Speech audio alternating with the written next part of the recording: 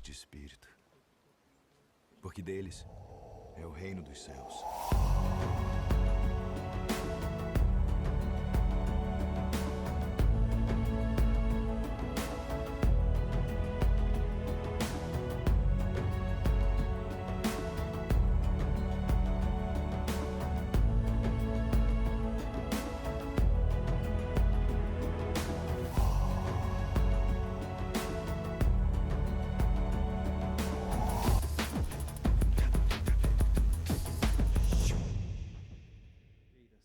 E Jesus aqui no Sermão do Monte, em particular aqui nas bem-aventuranças, ele nos fala sobre as chaves da felicidade. Temos olhado para cada uma das bem-aventuranças, já estamos caminhando para o final dessa série que tem me impactado, me ensinado verdades tão preciosas. Eu olho para essas bem-aventuranças, eu vejo o grande desafio. Mas eu sei que é possível viver assim, porque Jesus assim ensinou, e aquele que tem Jesus Cristo como seu Salvador e Senhor, aquele que tem o Espírito Santo habitando em si, é capaz de viver essas verdades que nós temos aprendido. Vamos ler então, dos versículos 1 em diante, eu estarei projetando aqui, mas se você quiser acompanhar na sua Bíblia, na revista atualizada, as bem-aventuranças, Mateus capítulo 5, a partir do versículo 1. Vendo Jesus as multidões, subiu ao monte, e como se assentasse, aproximaram-se os seus discípulos, e ele passou a ensiná-los, dizendo: Bem-aventurados os humildes de espírito, porque deles é o reino dos céus. Bem-aventurados os que choram, porque serão consolados. Bem-aventurados os mansos, porque herdarão a terra. Bem-aventurados os que têm fome e sede de justiça, porque serão fartos. Bem-aventurados os misericordiosos, porque alcançarão misericórdia. Bem-aventurados os limpos de coração, porque verão a Deus.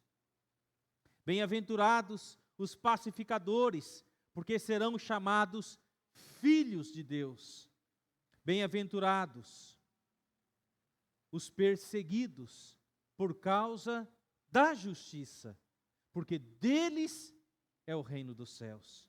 Bem-aventurados sois, quando por minha causa vos injuriarem e vos perseguirem, e mentindo disserem todo mal contra vós. Regozijai-vos e exultai, porque é grande o vosso galardão nos céus, pois assim perseguiram aos profetas que vieram antes de vós.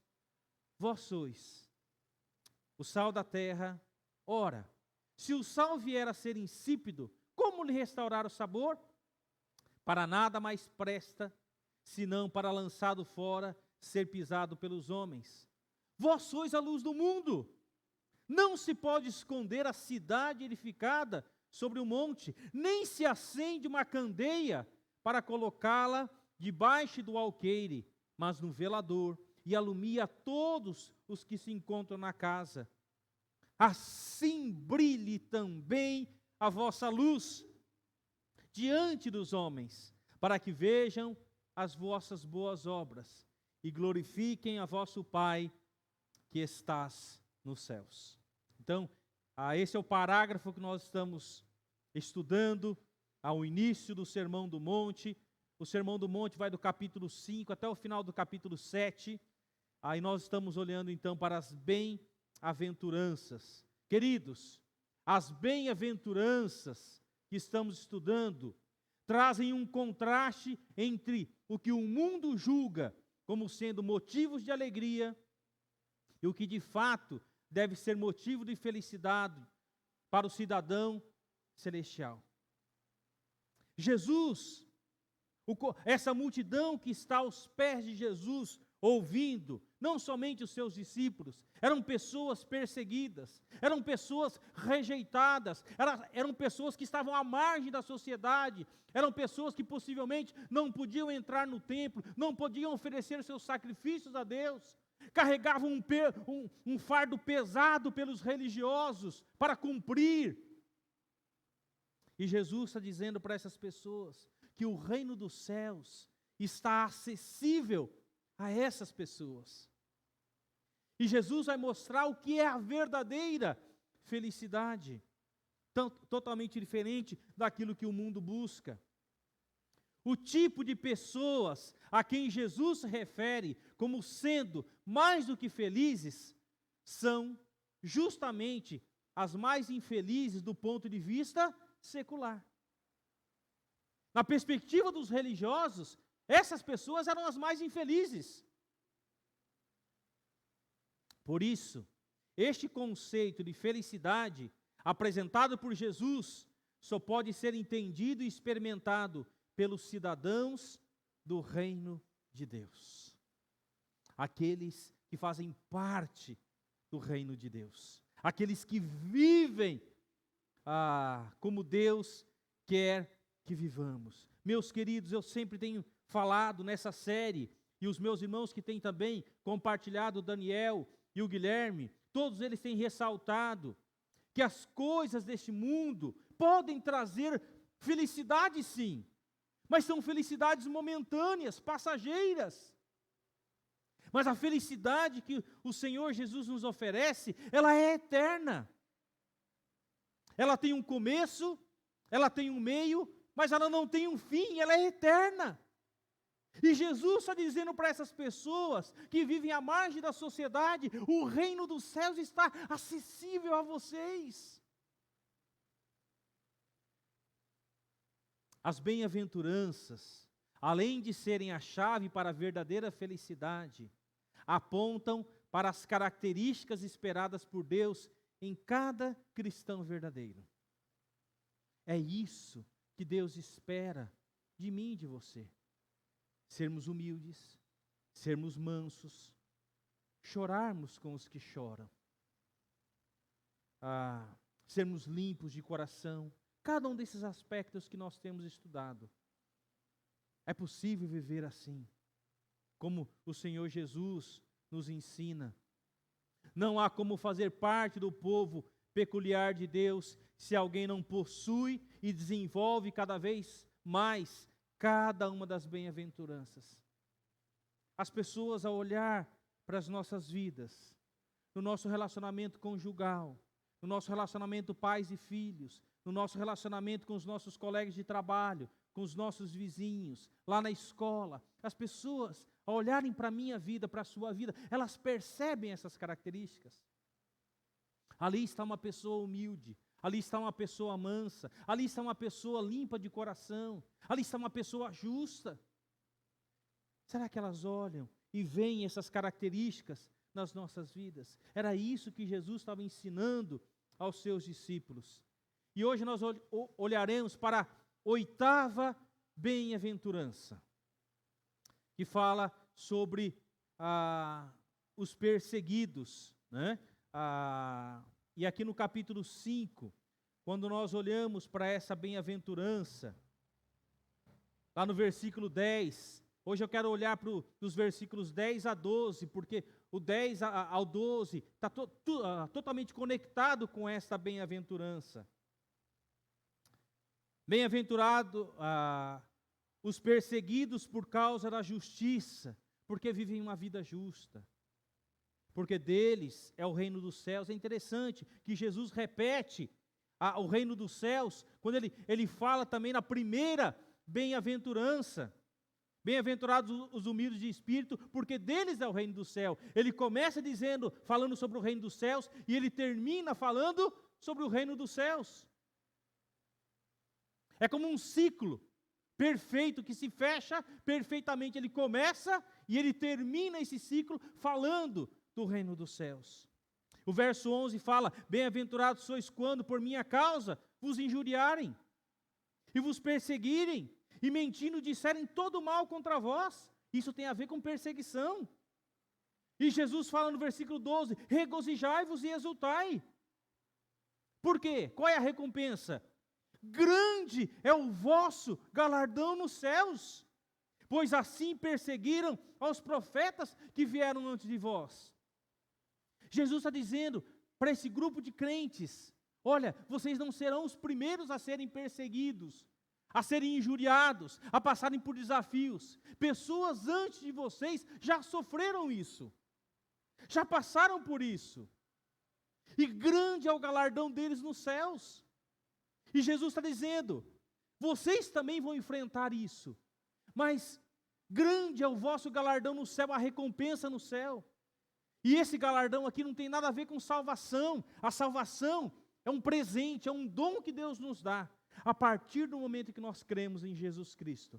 O galardão é uma recompensa, pela nossa perseverança, pela nossa dedicação, pelo desejo de viver uma vida justa, piedosa, haverá galardão.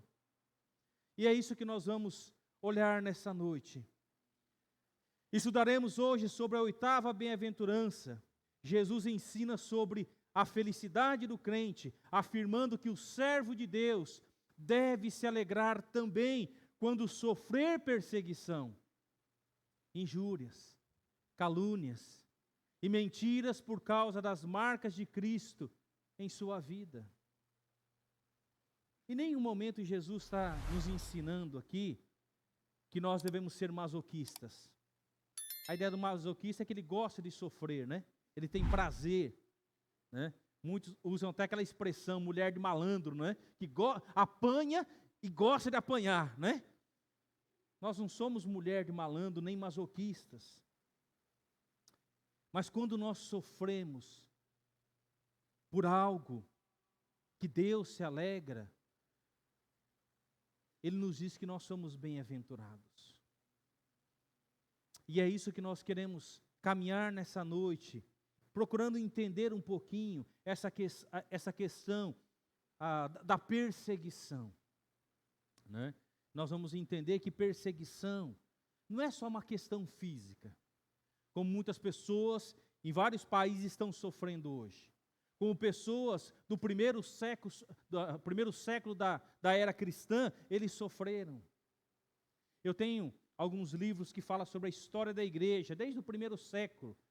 E lá nesses livros contam a história de como muitos cristãos foram martirizados, foram mortos, apedrejados, jogados na cova dos leões, queimados em fogueira, né? Passavam piche em alguns, colocavam fogo para iluminar o jardim dos imperadores, colocados em chapa quente, cerrado pelo meio, né? Esse era o tipo de morte que acontecia no primeiro século. Essas pessoas sofreram, mas não em vão. Elas sofreram pela causa de Cristo, porque eles entenderam que o sofrimento de Jesus foi muito mais intenso do que o sofrimento que eu e você possamos passar nessa vida. Jesus, sendo Ele perfeito, justo, Ele deu a sua vida, Ele sofreu o castigo em nosso lugar, pecadores miseráveis. Esta última bem-aventurança é um pouco diferente das demais. As primeiras 7 fala do que devemos ser: manso, humilde, puro de coração, e por aí, e assim por diante. Esta bem-aventurança fala do tratamento que haveremos de receber ao vivermos as anteriores. Se as primeiras 7 qualidades estiverem evidentes em você, este resultado será real em sua vida. As pessoas vão te atacar, as pessoas vão te caluniar, as pessoas vão procurar fazer de tudo para te prejudicar. E você vai se tornar cada vez mais um alvo de Satanás. Porque o alvo de Satanás é matar, roubar e destruir. Meus queridos, eu e você, desde o dia em que nós entregamos a nossa vida cristã, nós estamos numa corrida cristã, onde o objetivo é ultrapassar a linha de chegada. E sabe quem está na linha de chegada, pronto para nos receber de braços abertos? O Senhor Jesus. Ele está lá na linha de chegada. Mas ele sabe que o percurso dessa corrida não é fácil. Há obstáculos, há desafios a serem enfrentados, lutas, opressões, ataques de diversas formas e diversas maneiras. É isso que Jesus está ensinando essa multidão. Se vocês viverem assim, vocês serão perseguidos. Vocês já são perseguidos, menosprezados pela sociedade, pelos religiosos.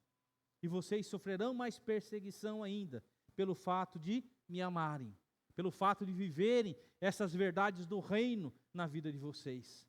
Então, ao vivermos o Evangelho, não seremos aceitos e aplaudidos pelo mundo, pelo contrário, sofreremos perseguição. E meus queridos, os dias estão se encurtando. A rédea está encurtando. A proximidade da vinda de Jesus se aproxima. E os dias serão mais difíceis. As leis, cada vez mais, vão ir contra aquilo que ensina o Evangelho de Jesus Cristo. E isso se dá porque nossa conduta, nosso estilo de vida, distingue-se do mundo. E isso gera incômodo para eles, pois expõe a sua imoralidade, a sua injustiça, a sua ética corrompida, os valores apodrecidos que eles não querem enxergar, por conseguinte, reagem com rejeição e perseguição. Se eu e você vivemos uma vida justa, correta, as pessoas que não vivem assim, elas vão se incomodar. Elas vão se incomodar. E elas vão fazer de tudo para nos atacar. Elas vão fazer de tudo para nos prejudicar. Nós ainda vivemos num país livre. Até quando, não sei. As leis estão mudando. O comunismo está invadindo cada vez mais os países. As leis serão cada vez mais complicadas, indo contra a palavra de Deus. E nós teremos que nos posicionar biblicamente diante daquilo que o mundo acha correto. Questões de casamento, questões de genealogia, questões de aborto e outros temas difíceis, né? E que nós, como cristãos, temos que nos posicionar. Nós não podemos ficar em cima do muro. O verdadeiro cristão, ele não fica em cima do muro. Ou você é de Deus, ou você é do diabo. Não existe meio termo. Ou você se posiciona ao lado de Cristo e vai sofrer as consequências por se posicionar ao lado de Cristo, ou você se posiciona ao lado do diabo, que é contra a palavra de Deus. Cada vez mais difícil. Os dias virão.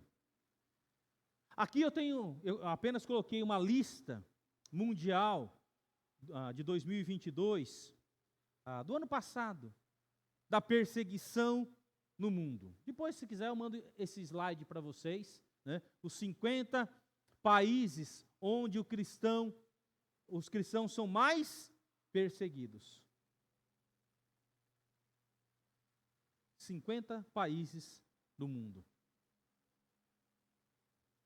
Já há alguns estudiosos que já veem também o Brasil como pintado em vermelho em vários lugares já. Perseguição. Esses países em vermelho, você pode ver que está lá na Europa, Ásia, naquela região, né? Onde a perseguição é mais severa. Onde cristãos são presos, onde cristãos são maltratados, onde cristãos perdem seu emprego, onde cristãos são mortos, onde eles não têm liberdade de pregar o Evangelho. A perseguição nesses países é terrível. Entra no site www.Portas Abertas e você vai ver a testemunho de muitos cristãos falando da realidade da perseguição, né? O país número 1 é o Afeganistão, Coreia do Norte, Somália, Líbia, Iêmen. Então, uma sequência aí dos países onde há mais perseguição no mundo. E temos que orar por esses irmãos. Temos que orar pelos missionários que lá estão, dando suas vidas para que o Evangelho de Jesus Cristo liberte aqueles que são escravizados pelo islamismo e tantas outras coisas, tantas outras religiões que não levam a Deus. Porque nós sabemos que somente Jesus Cristo leva a Deus, o Evangelho tem que chegar a esses povos. E como ouvirão se não há quem pregue? E como pregarão se não forem enviados? Então, meus queridos, nós temos que orar por aqueles que sofrem severa perseguição. Hoje, mais de 360 milhões de cristãos estão sujeitos à pressão e violência ao redor do mundo. Mais de 360 milhões de pessoas cristãs estão sujeitas à pressão, à perseguição e violência ao redor do mundo. Muitos irmãos nossos agora estão em cadeias, estão sendo perseguidos, estão separados de suas famílias, muitas vezes estão passando necessidade. O apóstolo Paulo, ele exorta Timóteo dizendo: todos os que piedosamente querem viver em Cristo Jesus padecerão perseguição.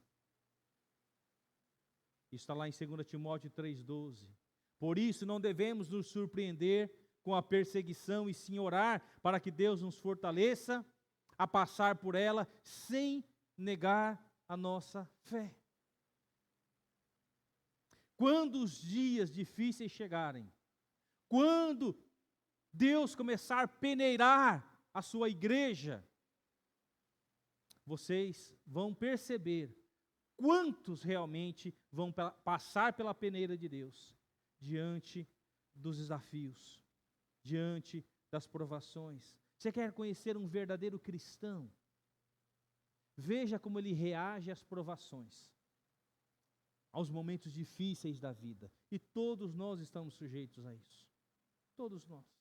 Nenhum de nós está livre de passarmos por momentos difíceis. Mas como nós reagimos diante dos desafios que a vida nos traz? Pela permissão de Deus, sim. Ele é soberano sobre todas as coisas. Mas, meu querido, você é filho de Deus, você é filha de Deus. Ele te ama, Ele vai cuidar de você até o fim, porque Ele prometeu. Ele vai estar comigo e com você até o fim, Ele prometeu. Tipos de perseguição, para nós entendermos um pouquinho. Existe a perseguição física. Isso está claro na história da igreja e dos mártires do cristianismo.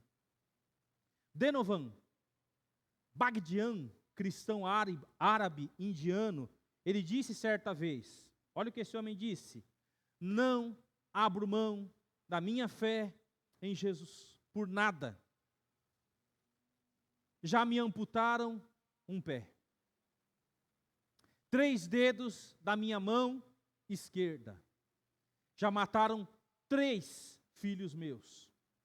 Estupraram minha esposa e me impediram de pregar a palavra de Deus várias vezes, queimando a minha boca, mas permaneço de pé e fiel ao Deus da minha salvação.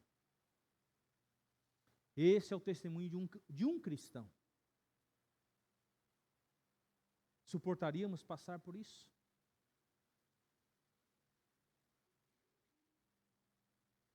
Todos nós testemunhamos, semana passada, a maneira horrível como esses terroristas entraram em casas, decapitaram crianças, não uma nem duas, dezenas.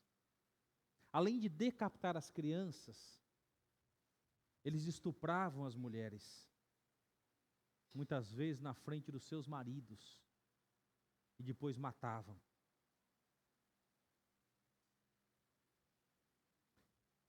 Isso é uma das coisas terríveis da guerra. Não é algo que acontece somente lá nessa guerra entre Israel e Palestina. Isso acontece na Ucrânia, entre russos e ucranianos, e ao redor do mundo, onde há conflitos armados. Na África isso acontece. Meus queridos, aqui nós temos um testemunho de um irmão. Não abro mão da minha fé em Jesus por nada. A dor foi grande quando ele viu seus filhos executados, com certeza. Mas ele tinha certeza para onde estavam indo seus filhos. Ele tinha certeza que Deus, mesmo diante de perseguições tão terríveis, e meus queridos, isso acontece ao redor do mundo, nesses países que eu mostrei para você, os países onde há perseguição física. No nosso país, ainda, graças a Deus, ainda isso é muito, não acontece de maneira tão incisiva como acontece lá, ainda nesses países ao redor do mundo. Mas não duvidem que isso pode chegar aqui, no nosso país, e muito mais rápido do que você possa imaginar. E qual será a nossa reação? Qual será a nossa atitude diante de perseguição física, se caso isso venha acontecer comigo e com você? Isso me faz lembrar da história dos 3 amigos de Daniel, lá na Babilônia. 3 judeus crentes que amavam a Deus, que foram tirados do seu país, levados para uma terra estranha, idólatra, e chegando lá nesse país, foi construída uma grande estátua, onde o rei obrigou que todos se ajoelhassem diante daquela estátua. E aqueles que não o fizessem, seriam jogados na fornalha de fogo. E a palavra de Deus fala que os amigos de Daniel, por amarem a Deus e saber que a adoração, o ajoelhar-se deveria ser somente diante do Deus vivo e verdadeiro, eles não se prostraram. E a Bíblia fala que o rei então ordenou acender a fornalha 7 vezes mais e lançar aqueles homens lá na fornalha. E assim aconteceu. Isso não é uma história da carochinha. Isso é uma verdade que aconteceu. E a Bíblia fala que esses 3 amigos lá estavam na fornalha. Aqueles soldados que levavam esses 3 jovens para lançá-los na fornalha, só de chegarem perto da fornalha eles morreram queimados. Caíram mortos. Mas a Bíblia fala que esses 3 homens não aconteceu nada. Mas existia uma 4ª pessoa lá dentro. E quem era essa 4ª pessoa? Um anjo do Senhor, possivelmente aquilo que nós chamamos a cristofania, uma aparição de Jesus Cristo no Antigo Testamento. E lá estava com aqueles homens, com aqueles 3 jovens, protegendo eles. O rei, ao ver isso, ele fica pasmado diante daquilo que estava acontecendo. Manda desligar a fornalha, tirar aqueles homens lá de dentro. A Bíblia fala que nem cheirando queimado eles estavam. E aquele rei reconhece então que o Deus desses jovens é o Deus vivo e verdadeiro. E ele decreta que todas as pessoas deveriam adorar ao Deus desses jovens. Que testemunho de fé! Que testemunho de amor a Deus, mesmo sabendo que estavam a caminho da morte. E quantas vezes os crentes se acovardam, quantas vezes os crentes não têm coragem de dar testemunho, não têm coragem de dar a cara a bater, não têm coragem de se manifestar contra aquilo que é errado. Esses 3 jovens, eles disseram: nós não nos dobraremos, porque nós adoramos somente um Deus vivo e verdadeiro, Criador dos céus e da terra. É diante dele que nós nos prostramos. Um outro exemplo, Daniel. Daniel, a Bíblia fala porque ele orava ao seu Deus 3 vezes ao dia. Os seus inimigos, que tinham inveja, porque Daniel prosperava, porque ele era um homem justo, correto, temente a Deus, fugia das coisas erradas, ele prosperava.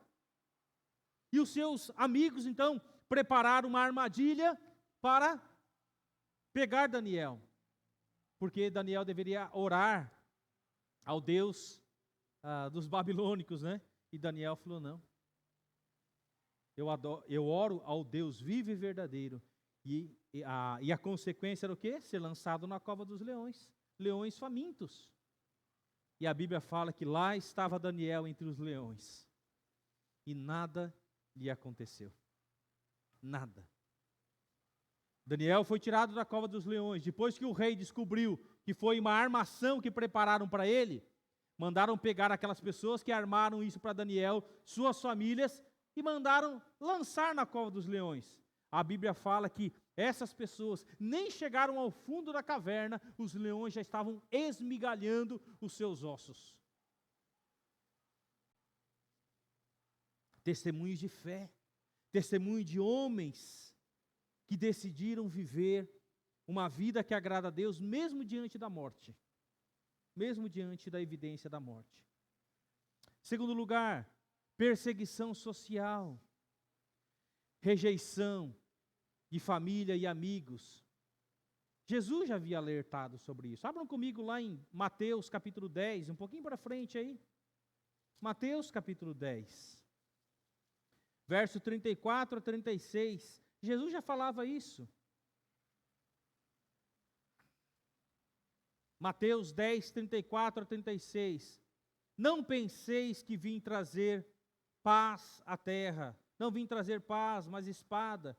Pois vim causar divisão entre homens, o homem e seu pai, entre a filha e a sua mãe, entre a nora e a sua sogra. Assim os inimigos do homem serão os da sua própria casa. Quem ama, até aqui, né? Então, Jesus falou, por vocês serem meus discípulos, por vocês quererem viver uma vida correta, isso vai trazer espada sobre a vida de vocês, isso vai trazer separação familiar. Jesus já alertava a perseguição social. Eu não sei se você já enfrentou isso, mas eu já enfrentei isso no contexto da minha família. No início da minha caminhada cristã, muitas vezes o meu pai dizia, você vai ficar louco, abandona essa religiosidade, né? Vai viver a sua vida, aproveitar a sua vida. Os colegas de trabalho falavam, lá vem o crentinho, né? E criticavam, julgavam. E toda sexta-feira, os colegas de trabalho estavam lá dizendo, ô Devair, você é um jovem, vamos com a gente para as boates da vida, vamos aproveitar a vida. Perseguições. Eu tive um colega de trabalho, quando ele descobriu que eu era um cristão, eu cheguei algumas vezes, ele chegou a me empurrar e me bater algumas vezes, por causa de eu ser um cristão e querer fazer as coisas corretas no trabalho. Ele queria sempre fazer a coisa errada. E ele tinha uma raiva enfurecedora porque eu queria fazer as coisas corretas. Então, meus queridos, perseguição social, rejeição de família, amigos, colegas que vão dizer, né, agora lá vai o crentinho, né, não vai aproveitar mais da vida, né, e todo tipo de chacota, de humilhação que você possa imaginar. E não é fácil. Não é fácil. Mas Jesus já predizia isso. Perseguição verbal, quando as pessoas levantam calúnias e difamação em relação a nós. Isso nós vimos o Senhor Jesus falar no versículo 11, né? Bem-aventurados sois quando por minha causa vos injuriarem, vos perseguirem e mentindo disserem todo mal contra vós. Sabe o que é triste pensar, meus queridos? Que isso muitas vezes não acontece só no mundo, mas muitas vezes acontece no seio da igreja. as benditas fofocas, as maledicências, né? Muitas vezes se juntam para falar mal do irmão, da irmã, do pastor. Isso é um câncer. Isso destrói a família, isso destrói a igreja, isso destrói a comunhão. E sabe, queridos, nós muitas vezes podemos ser instrumentos do diabo. Nesse sentido, a gente acha que falando do irmão pelas costas, a gente está fazendo bem. Não, eu só estou aqui conversando com você, compartilhando alguma coisa. Isso é um câncer, isso faz muito mal, isso destrói, isso divide igrejas, isso afasta pessoas da relação, do relacionamento com Deus. Jesus fala, isso é um tipo de perseguição, perseguição verbal, perseguição para, de todas as formas, te destruir, te afastar. E meus queridos, quantas pessoas machucadas. Eu estou há 26 anos no ministério pastoral, mais de 30 anos na caminhada cristã, e eu já vi muitas pessoas machucadas, eu já vi muitas pessoas destruídas, eu já vi muitas pessoas que não querem saber mais do Evangelho, porque foram machucadas, e principalmente por pessoas que ele jamais esperava que veria tal calúnia, tal situação. Então que Deus nos guarde, meus queridos, que não, para não sermos instrumentos do diabo, né? Nós lutamos juntos pela causa evangélica. Não, nós não lutamos por uma placa de igreja, nós não lutamos, né? Nós muitas vezes pensamos que os nossos maiores inimigos são os nossos irmãos. Perseguição verbal, perseguição religiosa. Não são só os incrédulos que nos perseguirão, seremos odiados também pelos religiosos. Aliás, isso fica evidente na história da igreja. A Inquisição, por exemplo, né? E o tratamento aos cristãos em países muçulmanos e comunistas. Isso se dá porque o Evangelho não cabe na mente religiosa. Ele é o vinho novo que rompe com os odres velhos. É o vinho novo. Então, a perseguição religiosa. Qual o maior motivo de conflito no Oriente Médio? Questões religiosas. Questões religiosas. Países que têm um ódio mortal de Israel. Israel é o povo que Deus escolheu desde Abraão. Toda aquela terra, pela história bíblica, pertence a Israel, mas é um conflito constante. E meus queridos, não sabemos como será as próximas horas e os próximos dias. Se os países vizinhos vão entrar no jogo contra Israel. E se entrarem no jogo contra Israel, outras nações vão entrar na história, na briga. Estados Unidos e outras nações. E aí vocês sabem o que isso vai gerar ao redor do mundo. Perseguições religiosas. Nós, pelo andar da carruagem, Israel está com mais de 300 mil soldados prontinhos para entrar por terra. Então, meus queridos, a perseguição religiosa é uma realidade nos nossos dias. Você acha que isso não acontece muitas vezes na capelania? Né, Lelei? Muitas vezes somos afrontados. Quarta-feira o Guilherme entrou num quarto, estava lá um casal e ele se aproximou desse casal. Na hora, o cara já, pum, não quero nada saber de Deus, de religião. Pode sair daqui. Guilherme saiu até meio torto assim, ó. Falei, calma, Guilherme. Acontece.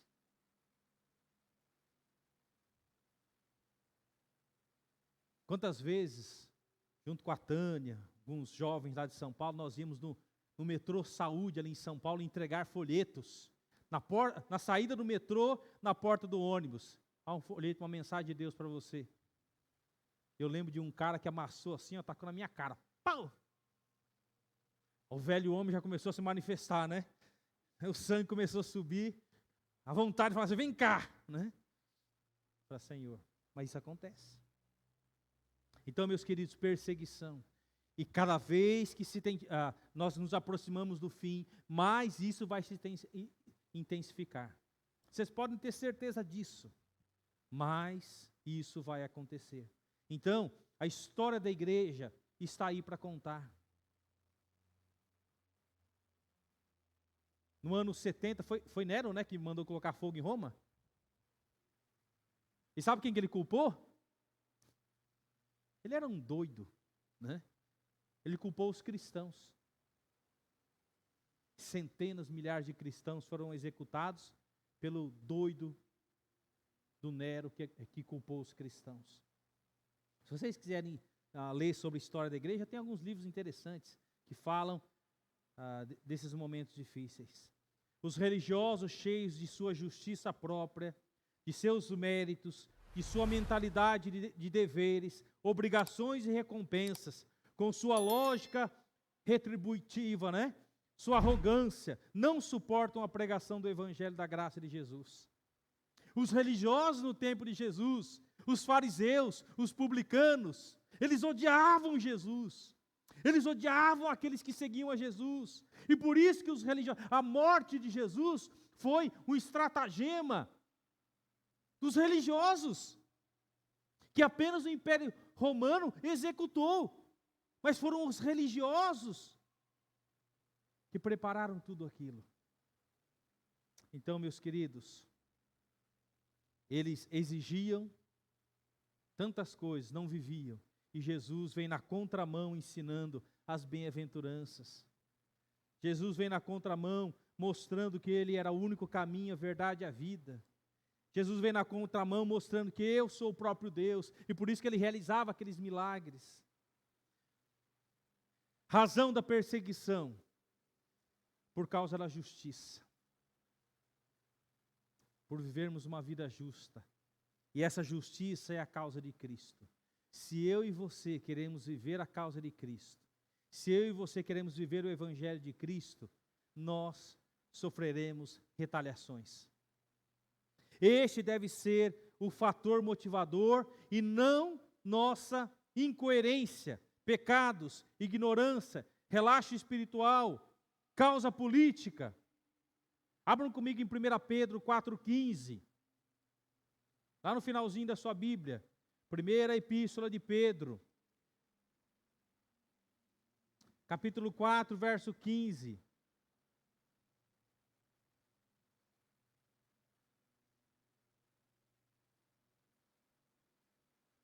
(15 e 16). 1 Pedro 4, 15 e 16. Vamos ler do verso 14. 14 a 16. Diz assim, ó. Se pelo nome de Cristo sois injuriados, bem-aventurados sois, porque sobre vós repousa o Espírito da glória de Deus. Não sofra, porém, nenhum de vós como assassino, ou ladrão, ou malfeitor, ou como quem se intromete em negócio de outrem, mas se sofrer como cristão, não se envergonhe disso, antes glorifique a Deus com esse nome. Não sofra, né? As bênçãos estão sobre os que são perseguidos por causa da justiça, por viver as beatitudes ou as bem-aventuranças. Olha que texto lindo, Pedro está escrevendo para cristãos que estão sendo perseguidos. Bem-aventurados sois, vocês são bem-aventurados, Jesus está dizendo. Caminhando para o final. Na conclusão, queridos, o cristão não deve ficar surpreso quando a perseguição chegar. A Bíblia está repleta de exortações, nos informando que todo cristão em algum momento sofrerá pelo Evangelho. Se você ainda não sofreu,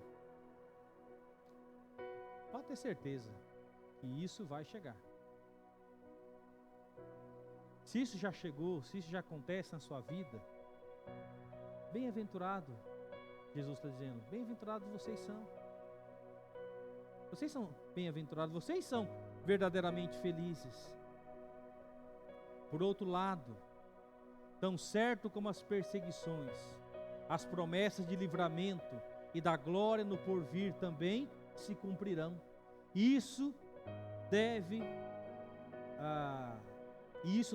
nos manter, manter animados e dispostos a sofrer pelo Evangelho. Lembramos a promessa do apóstolo Paulo em Romanos 8,18: para mim tenho por certo que as aflições deste mundo, desse tempo presente, não são para comparar com a glória que em nós há de ser revelada. Meus queridos, quando eu e você estivermos na glória, quando nós contemplarmos tudo aquilo que Deus tem para mim e para você, nós ficaremos boquiabertos, espantados. Tamanha maravilha. Então o apóstolo Paulo vivia nessa perspectiva. E se você olhar o relato do apóstolo Paulo, o que este homem passou depois que ele entregou a sua vida a Cristo, como este homem sofreu. Meus queridos, Deus espera de nós que nós vivamos uma vida justa, sejamos corretos nos negócios, sejamos bons exemplos na família, para os nossos filhos. Hoje nós celebramos o Dia dos Professores. A escola, os professores ensinam, mas a verdadeira transformação vem de um desejo de fazer as coisas corretas. E nós como cristãos, nós como filhos de Deus, nós temos que viver uma vida pautada no amor. Nós temos que viver uma vida ensinando as coisas corretas, sendo justo, piedoso em tudo aquilo que a gente faz, nas pequenas e nas grandes coisas. Eu sempre ensinei aos meus filhos: filhos, sejam justos, sejam corretos, sejam honestos. Por mais que as pessoas digam que viver assim você não leva vantagem, não importa. O importante é nós termos a nossa consciência limpa diante de Deus e diante dos homens. Diante de Deus e diante dos homens, vivendo de maneira correta nas pequenas e nas grandes coisas, sendo honestos, dando bom testemunho, e que as pessoas possam ver e perceber essas bem-aventuranças nas nossas vidas. Como diz o próprio apóstolo Paulo, aqui em Romanos 8, 35 até o 39. Ele diz assim: quem nos separará do amor de Cristo? A tribulação? Ou a angústia?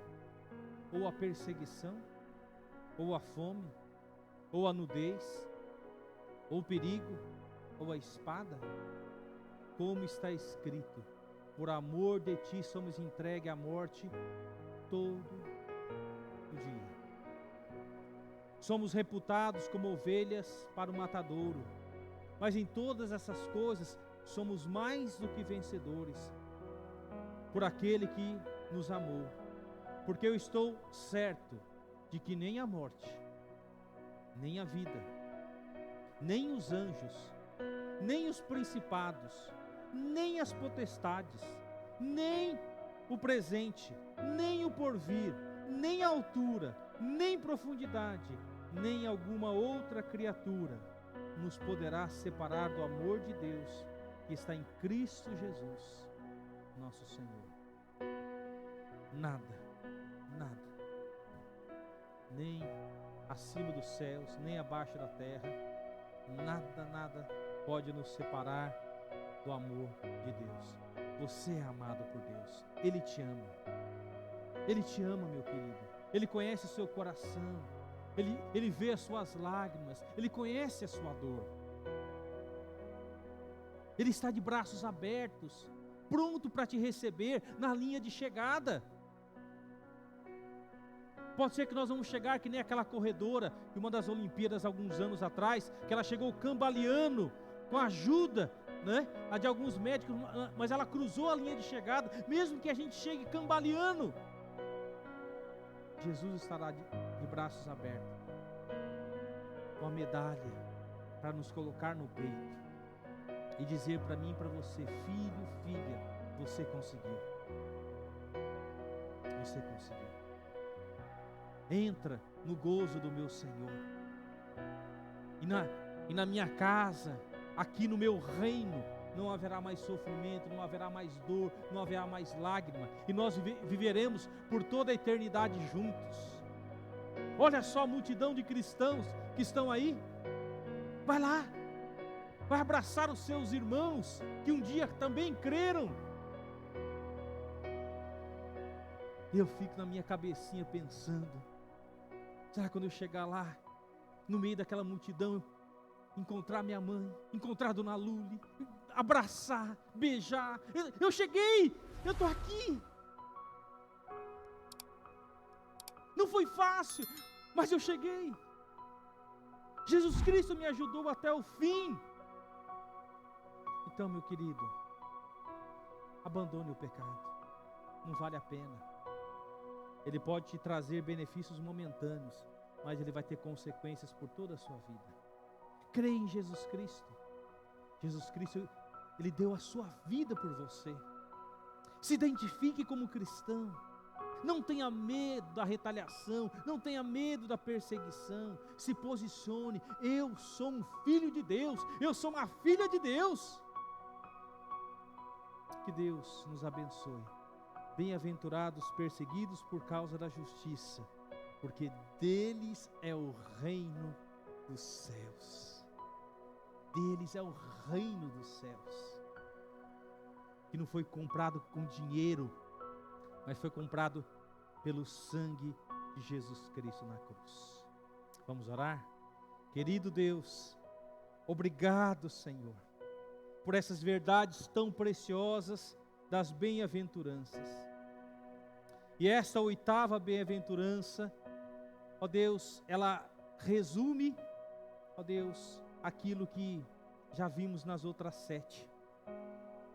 E ela fala, ó Deus, que mesmo que passemos pela perseguição, mesmo que passemos pelo vale da sombra da morte, como Davi dizia no Salmo 23, o Senhor estaria conosco. O Senhor, ó Deus, nos acompanharia todos os dias da nossa vida. O Senhor nos daria força, ó Deus. E lá no versículo 6 do Salmo 23, fala que bondade e misericórdia nos acompanharão todos os dias da nossa vida. E ele termina dizendo: e habitarei na casa do Senhor para todo sempre. Oh meu Deus, se alguém está sendo perseguido de alguma forma, de alguma maneira, dê a cada um de nós coragem, Senhor, e nos considerarmos bem-aventurados por isso. Ó Deus, se perseguições mais severas virão sobre nós não sabemos, e se vier, nos dê força, Senhor, para cruzarmos a linha de chegada. Abençoe os nossos irmãos, nossas irmãs que vivem em países, ó Deus, onde há perseguição severa. Dê a eles força, Senhor, que a tua boa mão seja sobre eles. Ó Deus, mesmo que essa perseguição venha tirar a vida desses irmãos, não é o fim, porque, ó Deus, o Senhor promete uma eternidade na presença do Senhor. Dá-nos coragem, assim como os amigos de Daniel. Dá-nos coragem, assim como Daniel, Senhor, a nos posicionar, a dizer não ao pecado, a viver uma vida justa e correta. Ó Deus, e se alguém que está aqui ainda não entregou sua vida a Jesus, possa dizer: Senhor Jesus, tem misericórdia de mim, perdoa os meus pecados. Nesta noite eu quero entregar a minha vida nas tuas mãos. Eu te convido para ser o Salvador e o Senhor da minha vida. Eu quero correr essa corrida cristã, na certeza de que o Senhor estará de braços abertos para me receber. Nos ajude, Senhor, por amor de Jesus Cristo, nós oramos para a tua glória. Amém.